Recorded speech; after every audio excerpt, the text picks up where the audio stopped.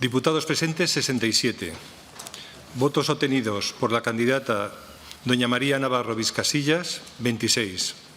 Votos obtenidos por el candidato don Fernando Sabés Turmo, 25. Votos en blanco, 16. Votos nulos, 0. Por lo tanto, de conformidad con lo establecido en el artículo 17 del reglamento de la Cámara, queda proclamada presidente de las Cortes de Aragón doña María Navarro Viscasillas.